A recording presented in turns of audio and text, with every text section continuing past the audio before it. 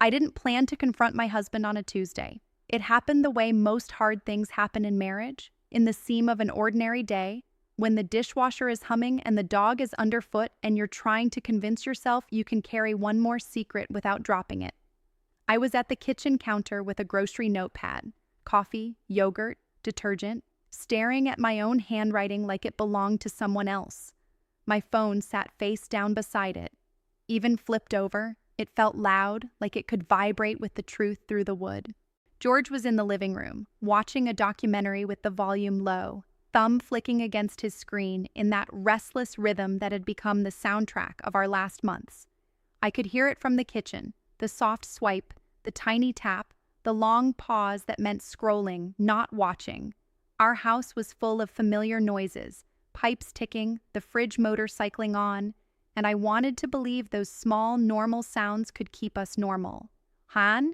he called, gentle, like he always did. "You okay?" My throat tightened around the simplest answer. I wasn't okay. I was something else entirely, braced, shaking, half outside my own body. I'd found the messages days earlier, accidentally at first, then deliberately, in that terrible spiral where you keep looking because it's already too late and your heart needs to know exactly how badly it's been damaged. The shorthand, the arrangements, the casualness of it, the way strangers called him pretty, the way he wrote times and addresses like he was meeting someone to buy a used chair. I'd built 100 versions of confrontation in my head. In some, I was composed and devastating, a woman with a clean spine and a packed suitcase. In others, I was the stereotype of a wife undone, sobbing, screaming, begging him to explain. The worst versions ended with him turning it back on me. I'd been distant, I'd been busy, I'd been cold. The best versions ended with him falling to his knees and promising to change. I didn't get any version I'd rehearsed. I turned the phone over with one finger. The screen lit up, bright and innocent. The wallpaper still a photo of us on a windy hike, my face flushed, his arm around my shoulders like a claim. My stomach rolled. "George," I called. My voice came out thin. He appeared in the doorway, one shoulder leaning against the frame. Jeans, a faded college sweatshirt, hair still damp from a shower. That detail sliced through me in a way I hated. Lately, every shower had started to feel like an unanswered question. "What's up?" he asked, soft. "Sit," I said. His eyebrows lifted, confused, but he didn't argue. He stepped into the kitchen and pulled out a chair, the scrape of the legs against the floor too loud. He sat with his hands on his thighs, like a man about to hear test results. His face had a careful tenderness, the one he used when I was sick or stressed, and it made my eyes sting because I didn't know what to do with tenderness anymore. I sat across from him. For a second, I just watched him breathe. I noticed small things I'd been refusing to notice lately. The tiny scar on his chin, his lashes casting faint shadows, the worry line between his brows. I opened my mouth and nothing came out. He swallowed. "Hannah, you're scaring me." "I saw the messages," I said. The sentence landed between us like something dropped on tile. His face didn't explode into anger, he didn't sputter excuses. Something else happened, subtle and devastating. His shoulders loosened, like a tight muscle giving out. His eyes flicked down to his hands. He flexed his fingers once, like he was checking they still worked. "I'm sorry," he whispered. My chest constricted so hard I had to inhale carefully. "How long?" He closed his eyes. "A while." "That's not an answer." He nodded as if he deserved the sharpness. "Since last year," he said. "Late summer." Late summer. I pictured the heat, the sticky nights, us eating watermelon on the porch, laughing about a stupid show. Somewhere in that memory was a hidden corridor I hadn't known existed. "And the hookups?" I asked. The word burned. He flinched. "Yes." The dog patted in and pressed his head against my knee. I stroked his fur automatically, grounding myself in something warm and real. My hands were trembling so badly I had to tuck them under my thighs. I waited for George to defend himself, to tell me I was misunderstanding, to accuse me of snooping. Instead, He looked at me like a man who'd been waiting at the edge of a cliff and was finally allowed to stop pretending the ground wasn't crumbling. "I thought I was going to die keeping it inside," he said. My laugh came out broken. "Die? George, I'm the one who just found out my husband has been sleeping with other people." "I know," he said quickly, eyes wet. "I know. I'm not trying to make you feel sorry for me. I've been waiting for you to find out. Every day, I thought you'd leave the moment you knew." Something in me cracked, not forgiveness, not softness, but recognition. I knew what it was to live braced for impact. "Why?" I asked. "Why would you do this to us?" He rubbed his palms over his thighs like he could wipe away the truth. "Because I didn't know how to tell you," he said. "And because I didn't know how to live with it and still be your husband." I felt my mouth go dry. I forced myself to say what I'd been circling since the first time I saw that hidden photo folder. Him in a soft blouse, lipstick slightly crooked, cheeks flushed with something that looked like relief. "The clothes," I said. "The dressing." His breath caught. Then he nodded, slow and inevitable. "Yes." My mind tried to slap labels on it like bandages. "Are you gay? Are you trans? Are you leaving?" But the questions jammed in my throat. I didn't want to assume. I didn't want to hurt him. I didn't want to give him any excuse to make this about anything other than what he'd done to us. Instead, I said, "What is it?" He swallowed hard. "I don't know what label fits," he said quickly, like he'd been rehearsing too. "I'm not trying to be someone else. I'm still me. But when I dress, when I put on a skirt or a dress or makeup, it's like..." He pressed his tongue against his teeth, fighting for language. "It's like breathing. Like I can finally inhale all the way. Like breathing, not like a thrill, not like a prank, like oxygen."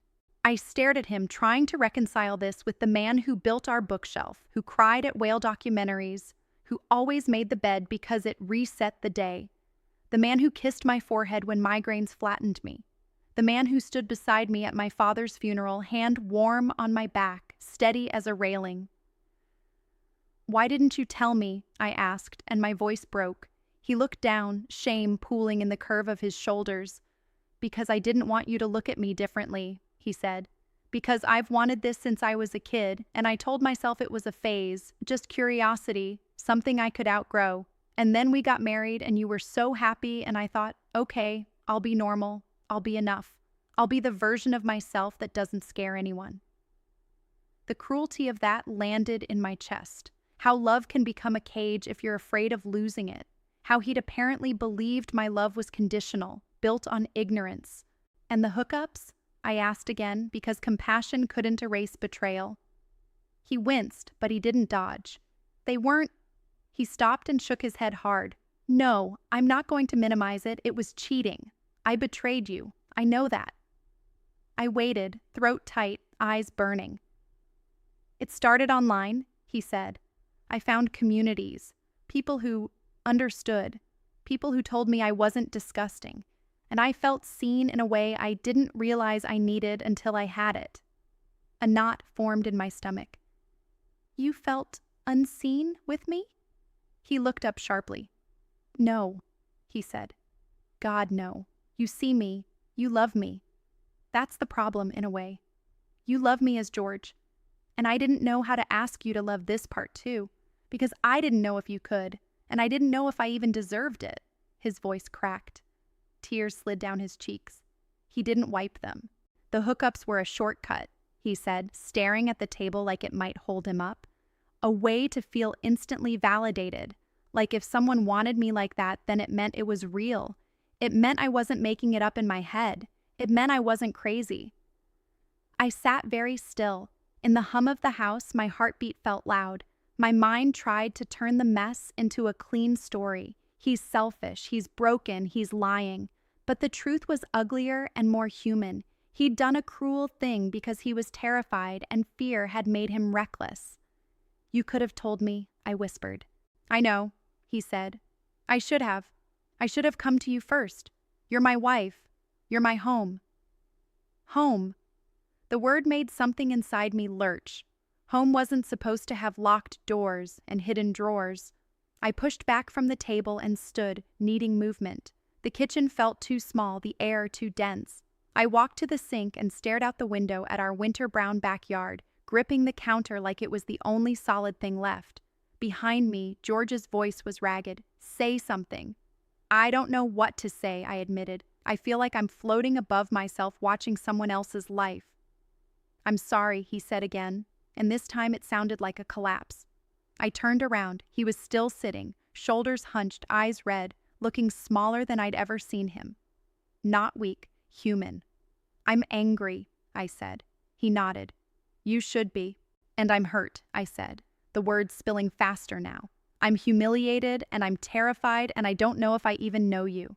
I keep thinking about every time you said you were working late, every time you were quiet in bed, every time you looked past me like you were somewhere else." "I was," he said. "I was in my head. I was drowning in it." A sob scraped up my throat. "Do you love me?" I asked, and I hated myself for needing to ask. "Yes," he said immediately. "Yes.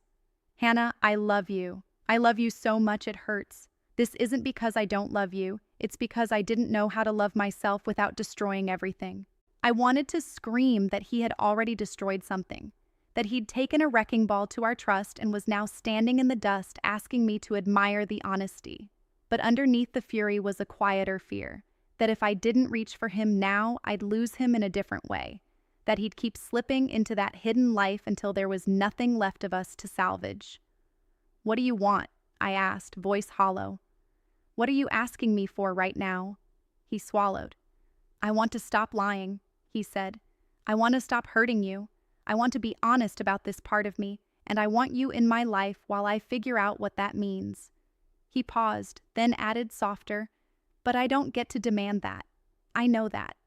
I stared at a small wine stain on the table, a dark blush from last Thanksgiving. I remembered laughing as we scrubbed it, tipsy, our hands overlapping. That memory felt like a postcard from a country I couldn't return to. "Are you going to keep hooking up with people?" I asked. "No," he said fast. "No, I'm done. I deleted the apps. I can show you. I can, whatever you need. I'll do it." "Words are cheap," I said, and my voice sounded older than I felt. "I know," he whispered. I forced myself to step carefully onto another question, one that felt like thin ice. "Do you want a transition?" I asked. "Or is it something else?" His gaze dropped. "I don't know," he admitted. "Sometimes I think about it. Sometimes I don't. Sometimes it feels like I just want room to breathe without hating myself. But I don't know if that means I'm a woman. I don't know if it means I'm something in between. I just know I'm tired of pretending it doesn't exist." I nodded because I didn't have a better response than to let him have uncertainty without demanding a neat definition. "And you?" he asked, voice trembling. "What do you want?" The question startled me. It had been a long time since he'd asked what I wanted and truly waited for the answer. "I want my husband," I said. "I want the person I married. I want safety. I want to not feel like a fool in my own home." His face crumpled.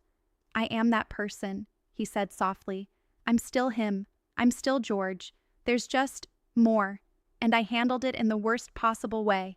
Silence thickened. The dishwasher clicked and stopped, and the sudden quiet felt exposed. Finally, I said, "I can't promise anything." He nodded, swallowing hard. "I know. But," I added, because something in me refused to let this be only an ending, "I need the truth, all of it. No more hidden accounts, no more disappearing, no more—" My voice broke. "No more other people." "Okay," he said, tears sliding. "Okay, yes." "And I need time," I said. "And I need help, because I don't know how to do this without it poisoning everything." "Therapy," he said immediately. "Couples therapy, individual, anything. I'll go." The urgency in him, like he wanted to sprint toward repair, made something bitter rise in me. But I understood it too. When you've been living in a burning building, you grab any door that looks like an exit. "Soon," I said, because I couldn't handle promises that sounded like magic. He nodded. "Soon." I stared at him, really stared, like I was trying to recalibrate my understanding of the face I'd loved for years. I had expected confrontation to be an explosion. Instead, it was this: two exhausted people at a kitchen table, the air thick with unspoken years, the kind of honesty that doesn't feel heroic so much as necessary. Still, the betrayal sat in me like a live coal. "Can I ask you something else?" I said. He nodded, wiping his cheek with the heel of his hand. "When you were with them," I forced out, "were you thinking about me?" His face twisted like the question physically hurt. "Yes," he whispered, "sometimes, and it made me feel worse. But then someone would say something kind or call me pretty, and it would be like my brain went quiet for a second, and I chased that quiet. I chased it like a drug." My eyes burned. "Why didn't you let me be kind to you?" I asked, and the question surprised me with its own tenderness. He stared at me, helpless. "Because kindness from you matters," he said. "It's not disposable. If you saw me and didn't turn away, it would mean everything, and that terrified me." I didn't know what to do with that. It was both heartbreaking and infuriating. Trust isn't just believing someone won't hurt you. It's believing you're safe enough to be fully seen. George had believed, in some twisted corner, that being fully seen by me would destroy him.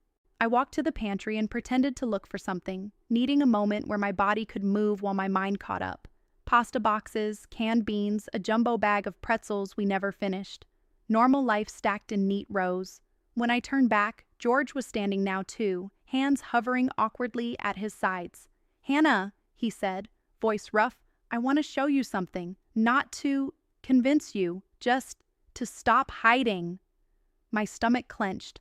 "Okay," I said, even though nothing in me felt okay.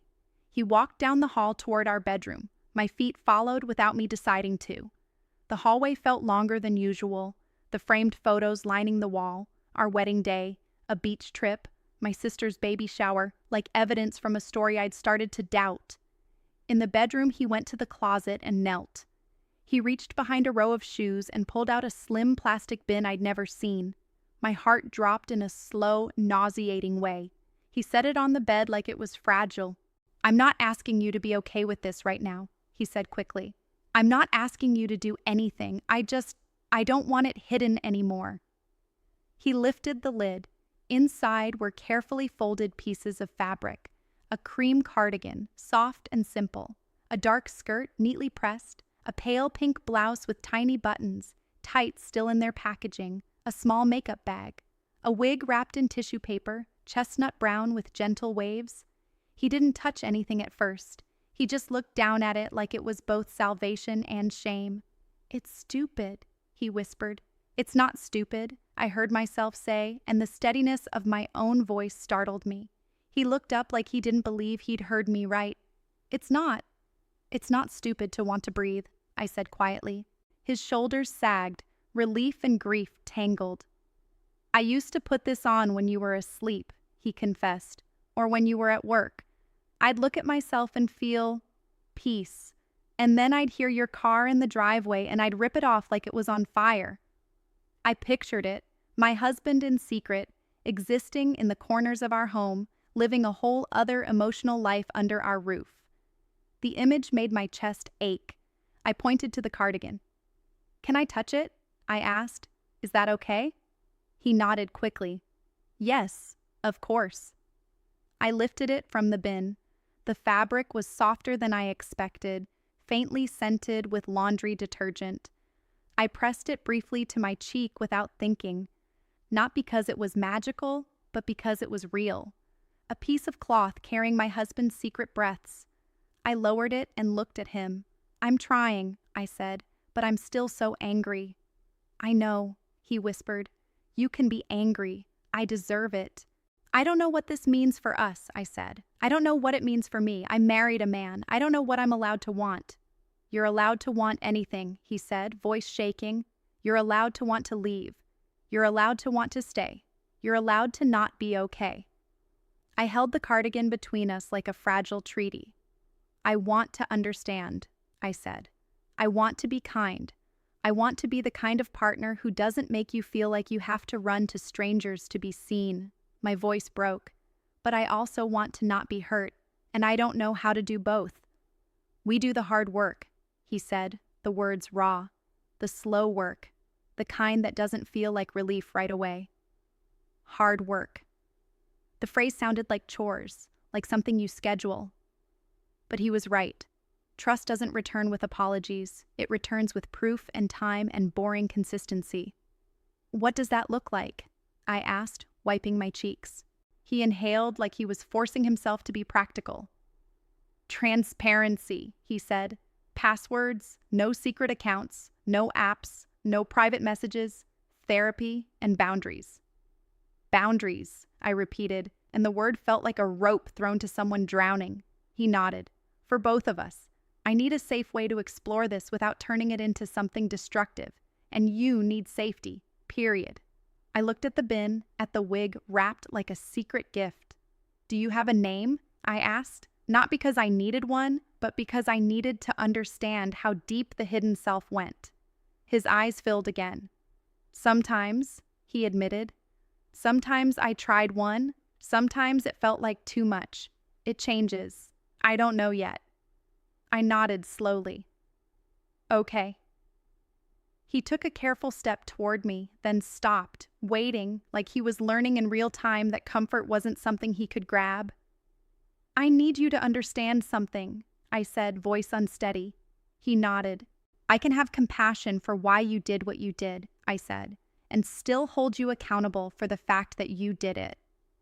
His throat bobbed. Yes, he whispered. I don't want to police you forever, I added. I don't want to become your warden, but I can't just trust you because you're crying. I need consistency. I need you to earn it. I will, he said, immediate and desperate. I set the cardigan back in the bin carefully and closed the lid. The click sounded final in a way that made my stomach twist. Can I ask for something right now? I said. Anything, he blurted.